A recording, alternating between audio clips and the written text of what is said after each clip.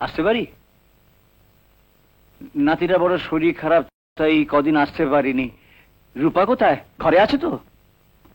যাই বসি গিয়ে, সময় তো এগিয়ে এলো।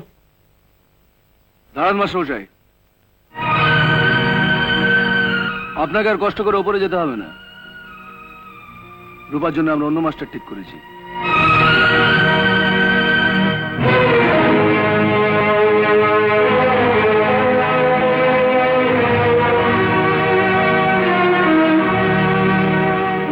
আপনি কিছু মনে করবেন না মাস্টারমশাই, ব্যাপারটা হলো এর সঙ্গে বোধহয় আপনার ঠিক আলাপ নেই।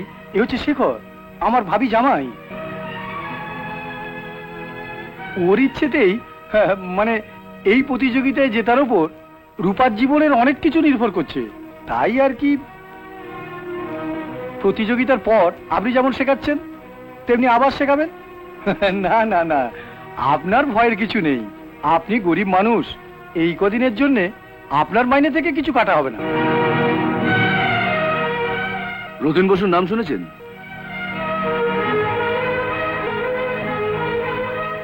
রতিন বসু? চিনলেন না তো? চিনবেন কি করে? আপনার তো এইটুকু গন্ডি। আরে রতিন বোস হলো কলকাতার নাম করা একজন সঙ্গীত শিল্পী। উনি তো দয়া করে রাজি হয়েছেন রূপাকে গান শেখাতে। দাঁড়ান, আলাপ করে দিচ্ছি। হ্যাঁ মহাবীর, রতিন দাকে একবার নিচে পাঠিয়ে দে তো। আপনিও গানের জগতে আছেন, উনিও গানের জগতে আছেন। আলাপ করে রাখুন, যদি ভবিষ্যতে। থাক থাক, অনেকদিন আসেননি মাস্টারমশাই। কেমন আছেন? শুনেছিলাম আপনার নাতিটা শরীর খারাপ, ও কেমন আছে? এখন ভালো আছে। তুমি ভালো আছো তো? আমি সবসময় ভালোই থাকি মাস্টারমশাই। হ্যাঁ, মানুষের যারা ভালো করে, ভালো তো তারা থাকবেই। আমায় তুমি ডাকছো শেখর?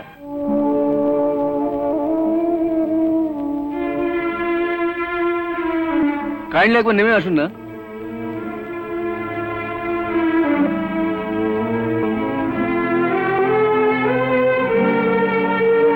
রতিনদা, গায়ের এই গানের মাস্টার তোমার সঙ্গে একটু আলাপ করতে চাইছেন।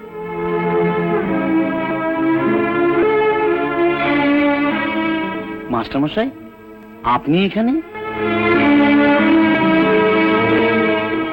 থাক থাক থাক, আপনার সঙ্গে এখানে এভাবে দেখা হবে একটু আমি ভাবতেই পারিনি। তুমি এনাকে চেনো নাকি? চিনি কি বলছে? কলকাতায় ওনার কাছেই তো আমি গান শিখেছি। ওনার সুপারিশেই তো আমি কলকাতা রেডিও টিভিতে গান গাওয়ার সুযোগ পেয়েছি। শুনলাম তুমি নাকি রূপাকে গান শেখাচ্ছ। ভালো করে শিখিও, মেয়েটি বড় ভালো গায় জানো। ইনি রূপাকে গান শেখাচ্ছেন মানে? ও ও না না, মানে আমি তোমার বাবাকে বলেছি। ব্যাপারটা হচ্ছে কি, মানে এই যে কম্পিটিশনের ব্যাপারটা এগুলো এগুলো ঠিক আমি ঠিক বুঝি না। এগুলো কলকাতার যে এক্সপার্ট যারা, এরা বুঝতে পারে, বুঝে সেই জন্য আমি। নমস্কার নমস্কার।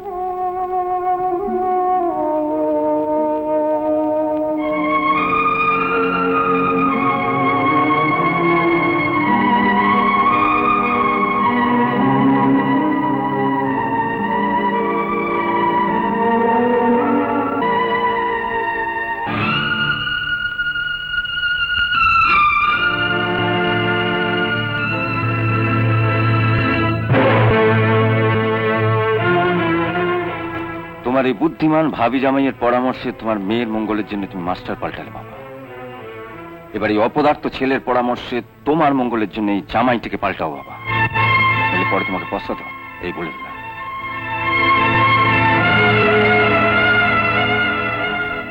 আরেকটা কথা, গানে যে প্রথম হবে তাকে তুমি মায়ের নাম খোদাই করা শিল্ডটা তুলে দিচ্ছ।